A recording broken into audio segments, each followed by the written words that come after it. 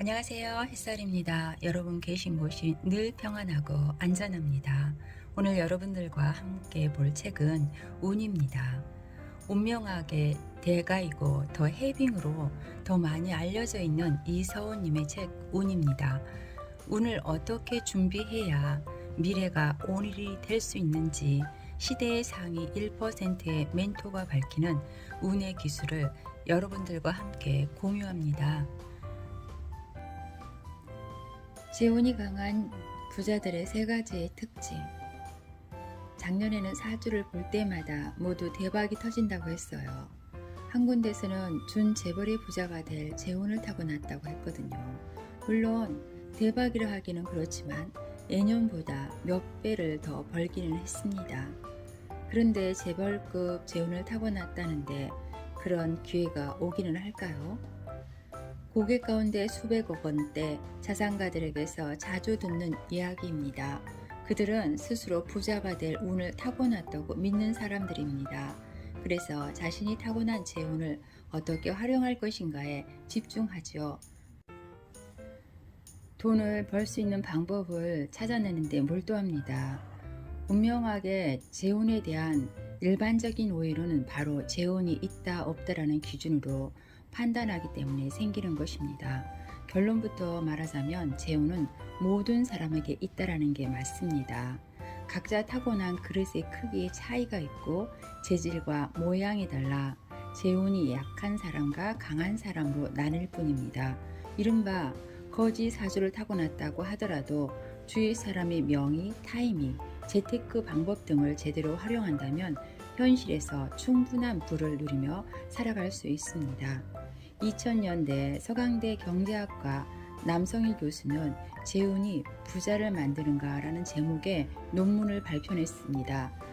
사람의 사주가 소득에 미치는 효과를 분석한 것으로 운세를 실정적으로 입증하려는 새로운 시도였습니다. 만 35세에서 65세의 일반인 1007명을 대상으로 학력, 직업, 소득 수준에 따라 재운이 강한 사람, 보통인 사람, 약한 사람 등 3단계로 분류했습니다. 흥미로운 결과 가운데 하나는 45세 이상 직장인의 경우 다른 조건에 같은 때 재운이 강한 사람들이 최대 39%까지 돈을 더 번다는 통계치였습니다. 그러나 운명학 전문가로서 보기에 이것은 최저일 뿐 만약 타고난 재운을 장기적으로 잘 활용한다면 그 결과는 300% 이상이라고 자신 있게 말할 수 있습니다. 자산가 5,000명의 재운을 통계의 자료로 정리했습니다. 제가 이전에 재운에 관해 사주를 공부할 때 선생님과 약간 생각이 달랐던 부분이 있었습니다. 항상 선생님이 사주의 재운에 대해 두리뭉실하게 표현하는 것이 마음에 들지 않았으니까요. 예를 들면 이런 식이었습니다. 이 사주는 재벌 사주다. 볼 것도 없다. 재벌이라면 어느 정도의 재산을 가지고 있어야 하나요? 수백억 원대에서 수천억 원대면 재벌이라고 부를 수 있겠지? 100억 원대 부자와 300억 원대의 부자는 사주가 다른데 그걸 어떻게 구별하나요? 제 집요한 질문에 선생님께서 언짢아 하신 적이 여러 번 있었습니다. 질문하는 과정을 통해 많은 궁금증이 풀렸지만 그래도 해결되지 않는 문제는 직접 해결하는 수밖에 없었습니다. 재운 통계학을 적용해 좀 더 세부적인 기준을 만들자고 결심했던 것이죠. 말하자면 빅데이터에 기반하는 데이터 마이닝을 운영하게 활용해 본 것입니다.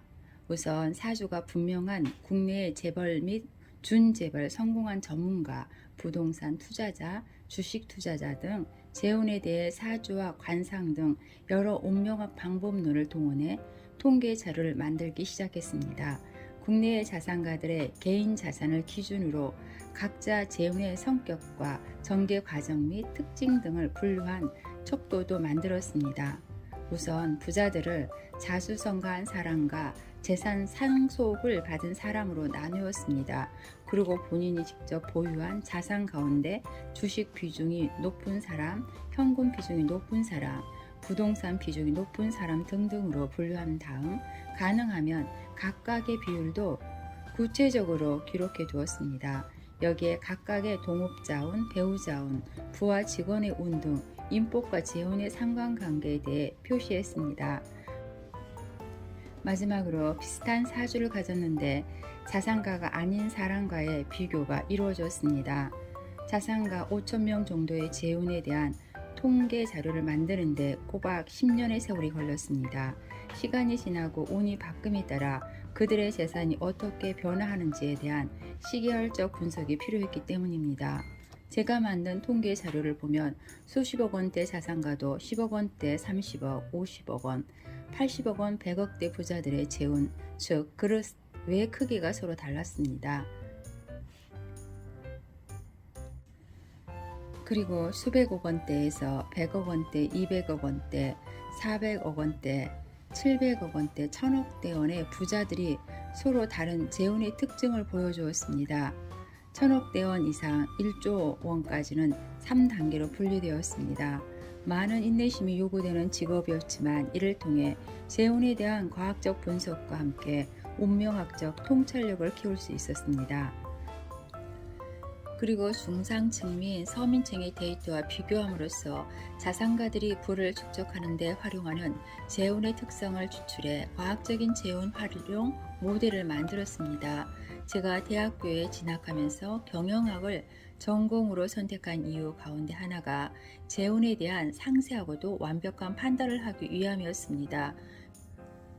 운명학이나 자미도수 등 수천 년 전의 전통적인 사주풀이만으로 사람의 재운을 판단하는데 한계 분명하다는 사실을 깨달았습니다.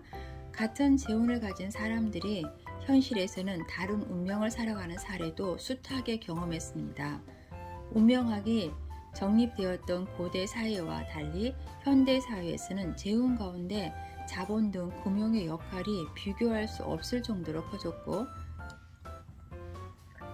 재테크의 방법도 다원화되었으며 비즈니스의 관계는 글로벌 차원에서 이루어진다는 사실도 재운을 활용하는 데 중요한 고려 상황이 되었습니다. 그리고 시간의 움직임에 따라 시계열 분석을 해보면 2000년 이전에는 10년, 2000년 이후부터는 5년 단위로 재운을 상승시키는 인자가 변하고 있는 것으로 관찰됩니다. 부자가 되는 방법을 다루는 책이나 기사에는 부자들의 공통점이 자주 등장합니다. 그러나 사실 타고난 그릇의 크기와 부를 측정하는 방법에 따라 부자들의 공통점은 각각 다른 모습을 보이게 마련입니다. 다만 제가 축적한 운명학적 데이터에서는 재운이 강한 사람들이 가지고 있는 변함없는 특징을 다음에 세 가지로 정리할 수 있습니다. 1번, 돈에 대해 재운이 강한 사람은 항상 돈이 있다는 사실에 집중합니다. 나는 충분한 돈이 있다. 당신은 이 말에 얼마나 공감을 하십니까? 돈은 사회 경제학적으로 세상을 움직이는 에너지로 볼 수 있습니다. 나름의 크기와 방향을 가지고 스스로 운동하면서 작아지거나 커지기도 하고 때로는 어느 한 곳에 머물기도 하지만 그냥 속절없이 흘러가 버리기도 한답니다. 재운이 약한 사람은 돈이라는 에너지를 끌어당기는데 자신감과 인내, 행동력이 부족하기 때문에 제때 제대로 활용하지는 못합니다. 돈을 쓸 때도 고여있는 물을 바가지로 퍼내듯 한답니다. 돈은 고여있지 않고 흐르는 물이라고 했습니다. 고인 물을 퍼내 쓰다 보면 자연히 불안해지죠. 이러다 물을 다 써버리면 어쩌나 하는 두려움에 사로잡히게 됩니다. 그래서 결국 자신이 원하는 것만큼의 돈이 없음에 불만을 터뜨리죠. 이처럼 재운이 없는 사람은 돈이 없다에 대해 매달리면서 돈을 벌 방법을 찾지 못해 허송세월을 할 뿐입니다. 반면 재운이 좋은 사람은 자신의 미래에 돈이라는 에너지가 흘러 들어오도록 물길을 만든답니다. 돌고 돌아 돈이라 했던가요? 적절한 투자를 통해서 돈을 내보내는 흐름을 만들고 이를 통해 들어오는 흐름을 더 크게 만들어가는 것이 에너지의 순환에 따르는 재운의 활용 방법입니다. 더 크게 돌아올 것이라는 기쁨으로 돈을 쓰며 그렇게 쓸 돈이 있음에 감사하는 마음을 가집니다. 자신에게 항상 돈이 있다는 것에 초점을 맞추는 삶을 살아가는 것입니다. 맹자는 항산 이면항심이라고 했습니다. 돈이 있다는 사실에 집중하는 삶은 항상 편안한 마음을 유지하고 이는 재운을 향상시키는 기반이 됩니다. 두 번째, 세상에 대해 재운이 강한 사람은 피해 의식이 없이 현실을 냉철하게 받아들입니다. 세계 최연소 억망장자인 에반 슈퍼켈은 다음과 같은 말을 했습니다. 삶은 공정하지 않다. 그것은 당신이 열심히 일하지 않아서가 아니라 시스템이 그렇게 굴러가기 때문이다. 24살에 인생의 공정하지 않음을 인식하고 받아들이는 삶의 태도를 당당하게 보여줍니다. 열심히 일한다고 해서 반드시 부자가 되는 것은 아니며 착하게 산다고 해서 반드시 복을 받는 것도 아닙니다. 태어나면서부터 부자인 사람이 있는 반면 대학 졸업 후 학자금 대출의 빚더미에서 헤어나지 못하는 사람도 많습니다. 이런 현실을 인정하지 않고 스스로 불운한 피해자로 규정한다면 원망과 불만에 짓눌린 행운은 제대로 한번 알아보지도 못한 채 날개가 꺾여버리고 말지요. 눈에 보이는 상대적인 피해의식을 버리고 냉철한 의식인식과 자신감으로 무정한 채 우선 현실의 시스템을 받아들여야 합니다. 게임의 룰을 인정하지 않는 선수는 경기장에 나설 수가 없답니다. 일단 경기장 안에 들어선 다음 그곳에 당신이 타고난 재운을 마음껏 활용하세요.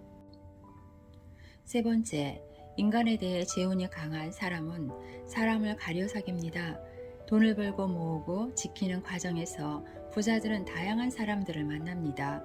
상처를 받는 것도 있었고 배신을 당한 적도 있으며 싸움을 벌여야 했던 적도 있었겠지요. 그러는 동안에 그들은 자신의 귀한 시간과 에너지를 아무에게나 투자해서는 안 된다는 사실을 배웠습니다.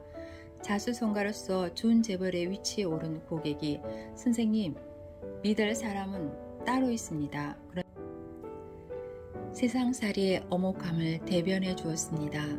물론 사람끼리 따뜻한 인심이야 얼마든지 나눌 수 있지만 돈 문제에 있어서는 사람을 냉정하게 대해야 한다는 뜻이겠죠. 재운이 강한 사람들은 친분이 있는 대다수의 사람과 일정한 거리를 두는 편입니다. 심지어 가깝게 지내는 주위 사람들로부터 까칠하다는 평가를 들을 정도로 인간관계에서는 신중한 태도를 보인답니다. 그 대신 스스로 깊이 신뢰하는 소수의 사람들에게는 진심으로 대하며 끝까지 신의를 지키려고 노력합니다. 그래서 부자들의 인간관계는 철저하게 양보다 질에 초점을 맞추고 자신이 타고난 운을 활용하는 데 뛰어난 능력을 보여준답니다.